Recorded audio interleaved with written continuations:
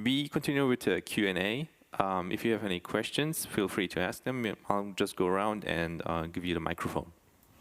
Cornelius Demrich, aka Zomax, put his finger up first. So let's get there. Hi.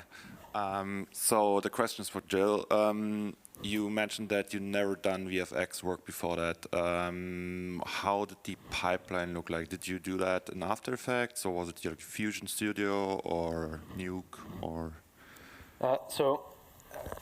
Most of the shots, like for example the bee and the flower, those were done in After Effects, which I do not recommend to anyone to do compositing in After Effects. Just saying, you need to be a special level of crazy to do that. And some of the other shots were done by a compositor that I hired to take over the workload, like the basic stuff like chromatic aberration, grain matching, all those things. And that was done in Fusion. Oh. Thank you, Cornelius. Next one is over here. Yeah, hi. It's a little bit more a question actually to the audience. When you talked about Westeros and Westworld, the whole time I understood a show called Westeros. Was I the only one that misheard that? And I'm like, did I miss something? That there was another Game of Thrones show that came out? And I immediately looked it up on my phone. Actually, it's not a question. It was just more like a remark that I was kind of in shock that I thought there was another show that I... But that's good. That's good. that was my intent. That was my intent doing that. You know, it needed to be believable enough for people to like share it. Like, oh, is this a real show? You know, like, oh, Westworld and Game of Thrones together. Because the intent was to only like reach one person who could give me a job in this, you know. I was going for title sequences, you know, but when they're like, hey, you want to do VFX?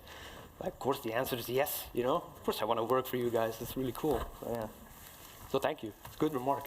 You first. Yeah, Thomas.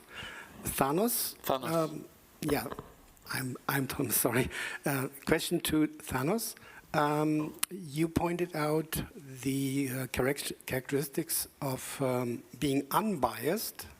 How about being full spectrum rendering? Did you ever use it or found out about the benefits or the challenges? Gilles also?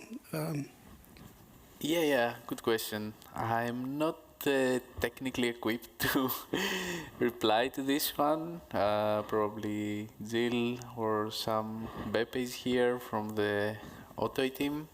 I'm not sure what the advantages are, but as I said, because I'm not also doing deep compositing workflows and stuff that require a lot of detail in things, imagine I just render out JPEGs, honestly, by the end of the day. Well, Octane is a spectral renderer, so as far as I know, you know, someone please correct me if I'm wrong, and maybe I've misunderstood this my entire life, but it is a spectral renderer as far as I know, so you can actually do that with Octane. You know, I render 32-bit EXRs all the time with either DWA compression or depending on, you know, maybe sometimes zip. But you could go the full spectral route. You know, in post you can still change everything exposure-wise. So I don't know if that answers your question to some degree, or maybe I misunderstood completely.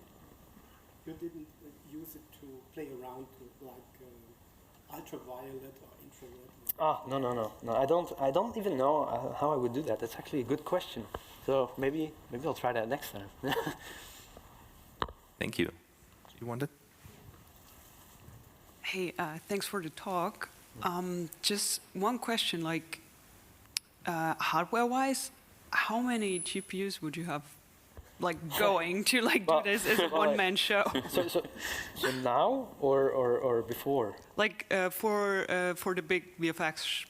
So for the big VFX, like there was budget for it. Like we built a rig of 12 4090s just to Okay, render fair. on it, like before we did that. But like that was included in the budget, right? So I asked for an advance, you know, when they said, hey, can you do VFX? I was like, yes, but I need to buy some stuff, you know, like a file server and all that.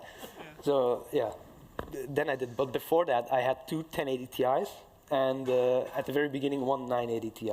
So not super big. And just because you mentioned it now, like the whole budgeting thing, if you're a solo artist, usually you're just an artist. Like, where did you get those informations? Thin air. You were just like, okay, I think I Gotta be need honest this. here. Let's calculate like. Yeah, it's like, whatever. okay, yeah, what do we need, you know? Well, we just make a list of everything we kind of need. Okay, this is kind of the budget. We have this many days. Let's just budget all those days, you know, for working. So we took all of the time that was available and took all of that as man hours and then budgeted that. And we sent that to them and they're like, sure, fine, you know? So it worked out great in the end. Okay, cool. Thank you. You're welcome. Thank you. Okay, anyone else? Oh, over there. Then I'll come back to you.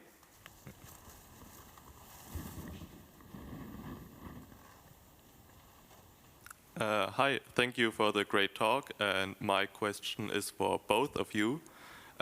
If you could pick one feature from Octane that you absolutely love, and one feature that you maybe would like to see some improvement on, like of course Octane is amazing and we all love it, but what is like a thing that sometimes annoys you? You go first. Why? I want to hear that too. Something that annoys me. Volumetrics. Sometimes I prefer how Redshift handles volumetrics, the fake ones, and I don't like how much time volumetrics take to render in Octane. Although there's denoising now for that, but I still prefer sometimes some biased features instead of being extremely unbiased, because they help. Photorealism to the maximum is great, but sometimes we need to break the rules to create some things. But other than that, I don't have many complaints. Yeah, for me, the answer is basically the same. Volumetrics are really a pain to do in Octane because they're so slow. Like Octane is really fast to iterate in on every aspect except volumes, you know? As soon as you add one or more volumes, like your render time goes from 10 seconds to minutes or hours. So that's the one thing I would like to have improved in Octane. Does this satisfy your question? Yeah. Cool, thank you. Hello. Gilles, you mentioned earlier that you would advise your younger self to use AI. Mm-hmm. So I was curious if you use it somehow in your workflow as well, and if you do, how? Well, I've experimented a lot with it, but I've never used it in production before. Like I've tried, obviously, the ones Mid-Journey, all those. I've tried to generate textures with it, but now in Substance, that's also a thing. But for me, it's like, right now it's a solution waiting for a problem, kind of, because some of the technologies are really amazing, and you could do, like, for example, matte painting seems like an easy one here, right? If you're doing, let's say you're working on a reel and you want to show off, like, I don't know, an explosion or something, and you need a matte painting in the background, that seems like a really good way to spice up your work and make the storytelling of everything better, because you know, the focus of your work would not be on the matte painting, but it would be on the explosion then. So that's how I would use it, but I haven't done it in production before, up until now. But who knows, like maybe next week there's some crazy tool that will change everything, you never know. Anyone else? Yes? I think you want to have another hoodie? Not another hoodie, actually an actual question. So the sequence that you worked on, that you got tasked by the, wasn't sure exactly, was he the producer, one of the producers of Game of Thrones or of Westworld? It was the VFX producer for Westworld.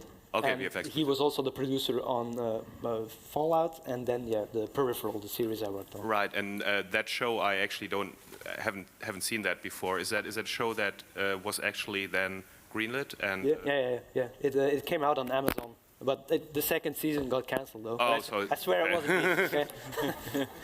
So, yeah. And there was a teaser that you did, or was it just like a sequence? No, it was a full sequence. Like this was basically explaining what happened in their world. So there was a series of apocalypses. Pretty gruesome, but it explained like first there was power outages, then a nuclear war at the end, and then famines and all those sorts of stuff in between.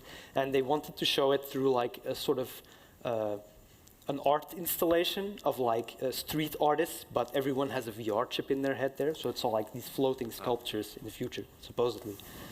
And that's how they wanted to explain it. So the deal was basically, we liked your stuff so much, we give you can do with this sequence what you want? Yeah, and the thing is, and they didn't tell me this up front, but we did this actually really early on in the production process. Like most of the other stuff was still being filmed in pre-production.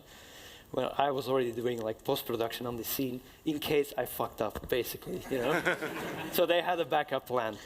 So, but they liked what I did in the end. So everything ended well. But I appreciate their their candor of like having a plan B, because that's what I would do too. Yeah, it's a really cool story, and congratulations for that again to achieve that. Thank you very much. You still know on which episode it was? Was it 4th? Third or fourth. Yeah, it's called the jackpot, which is also the name of the scene. So it's the jackpot, which is why the numbers look like a jackpot. So. Yeah. Okay, thank you. Anyone else? There. Thanks. I'll come around this time. Sorry, I was to go to. Okay, thanks for the talk, first of all, and my question is for both of you, and especially for your personal projects and especially animations. Do you guys use a storyboard or for the animations, or is it like just a thing you do out of instinct because you're doing it like for years, and yeah? You go first. Fuck storyboards.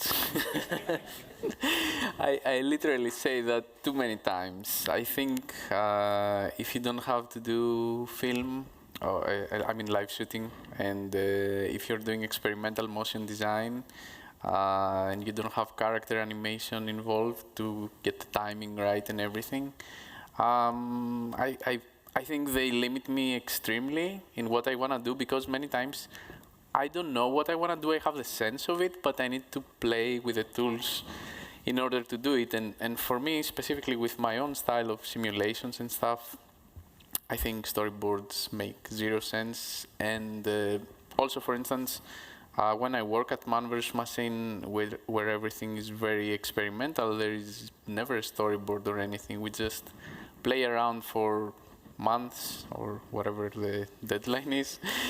And at some point, we're like, okay, let's get serious now and finish the job. But yes, long story short, I think I'm not a fan of storyboards, and they limit my ability to create something more unique. Well, for me, it depends. Because, as you said, the more abstract work, especially personal work, it's like you're kind of playing around with it. It's fun to do, and then out of the fun kind of comes an idea sometimes. But if you're trying to do something where you have to work together with other people, it can be a helpful tool, obviously, to explain what you're going to do, especially, as you said, with live shootings and more VFX-oriented stuff. But I'm a terrible, as you could see in the beginning, my drawings weren't that great ever, still to this day. Even my handwriting is terrible. So I'm not a great storyboard artist. But this is something where, AI could be totally handy. Like, you could use AI to make storyboards now.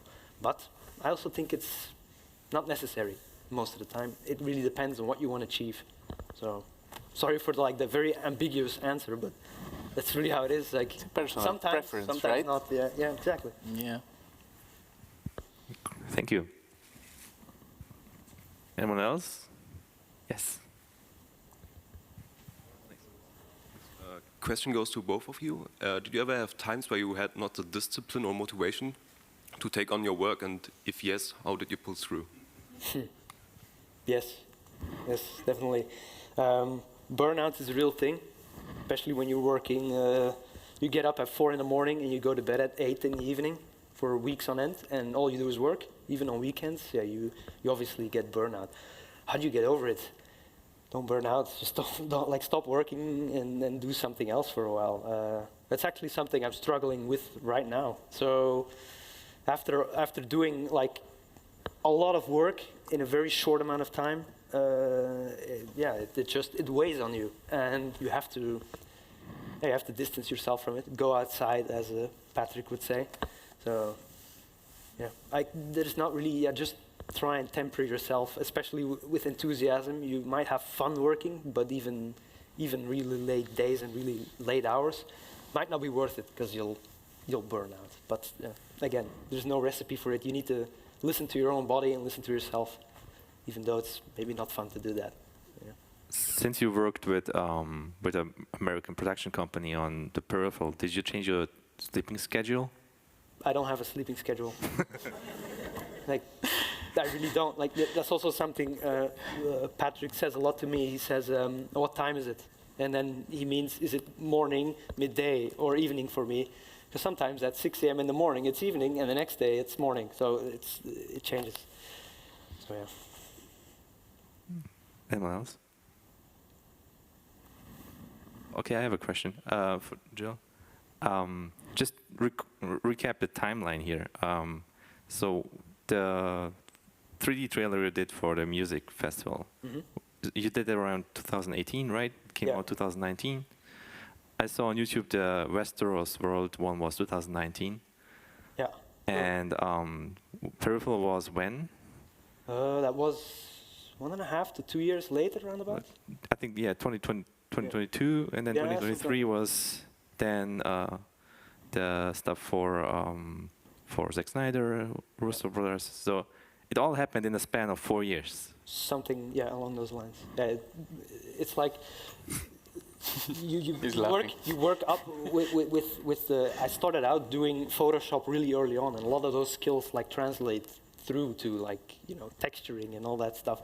And everything you learn is like a step up, and somewhere, some way, it finds like a connection. And in the end, it all like grows together, because like you still need to be able to composite stuff, where to place specific things, and so all those things just flow into each other. And as I said, I worked crazy hours for like years on end. So basically, in those 4 years, I might have worked like 8 to 10 years in time, which someone else, with normal hours, would have taken that long to learn all the stuff that I did. So that's why it worked out. I also have a question, Gilles. Why did you not consider like building a team and making a company and doing? Why did you stick to doing all the work yourself? I just like working. I'm a perfectionist. Like I really try to do everything perfectly, and that doesn't work well with teams. So that's kind of the first reason. And secondly, I wanted to prove to myself that I could do it. Basically, it was a challenge, and I tried to do it. And as long as it worked out for me, I kept doing it. But it was stressful. You have to sacrifice a lot. Like free time, and as I said, weddings, birthdays, all those things. You say no to, and you just work because you like doing it. Yeah, that's why. And you wanted to keep all the budget to yourself, right? Yes. He reads my mind. Yeah. Great. Any questions? Any more? Okay. Well, actually, I have a question. Great. You What won't is get the hoodie. It's yeah. Ooh, really? I've always wanted a hoodie. I have a question to Thanos. If you could change one thing in your career path, what would it be and why, up until now? I think everything happens for a reason. So I don't know what would go different. I think considering everything, things went really well for me. So no, I wouldn't change anything. Content with life. I like that. Yeah. Okay, cool. Would you change anything? I'd become a cook or something. Floorboard designer. Well, maybe not a cook. It's also pretty stressful, but yeah. I mean, obviously I'm joking to some degree, but like, you know, as I said, you make sacrifices and you need to kind of navigate that, like weigh the options. Like my social life, like right now, is a mess. So that's the downside of it. But on the other hand, I still really love what I do. You know, like it gives me pleasure to learn and pleasure to do. So it's the balanced choice there, I guess. Great. Thanks, everyone. Thanks for being here. I think that concludes our workshop. Thanos, Gilles, thank you a lot for being here, presenting. Thank you for having us. I hope we can repeat this one day again on a different place. Perfect. Thanks. Thank you, everyone.